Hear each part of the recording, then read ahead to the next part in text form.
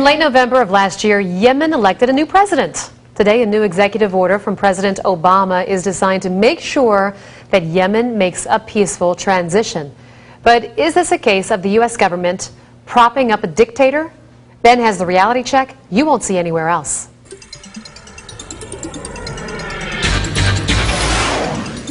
Well, President Obama issued an executive order today giving the Treasury Department authority to freeze the assets and the money of anyone who gets in the way of the political transition in Yemen. So here's the backstory.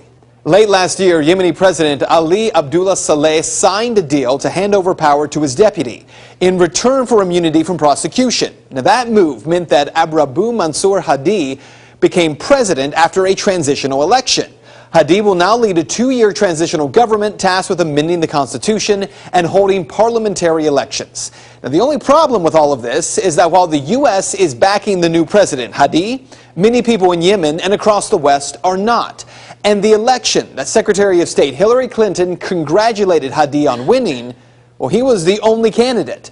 Since the election, the Obama administration has been propping up Hadi with large amounts of money and military assistance. Yes, we now have U.S. troops on the ground in Yemen in an advisory role.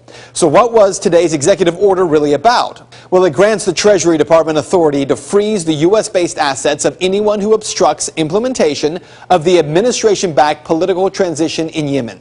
And what makes it even more unusual is that administration officials say it targets the assets of U.S. citizens who engage in activity deemed to threaten Yemen's security or political stability. Now, does that mean Americans or those who have assets in America and call for elections with more than one person on the ballot are a threat to Yemen's political stability? Under this order, it would appear so. Also, the decision to freeze those assets is left up to the sole discretion of the Treasury Secretary and the Secretary of State. Another big question here, though, has this happened before? And the answer is yes. President Obama issued a similar executive order for Somalia in 2009. The other one precedent in 2006, President George W. Bush issued a similar order regarding Ivory Coast in West Africa. So here's what you need to know. The step taken by this executive order really is extraordinary. For the U.S. to support a one-person election in Yemen and then put our troops on the ground there to advise. Meanwhile, we talk about the importance of free speech and protest in our democracy, all the while at the same time yelling about unfair elections in Russia. It all seems to ring so very loudly of hypocrisy. And that is Reality Check. If you'd like to make your voice heard on this story, head over to Ben's Facebook page. You can find it by searching Ben Swan, WXIX.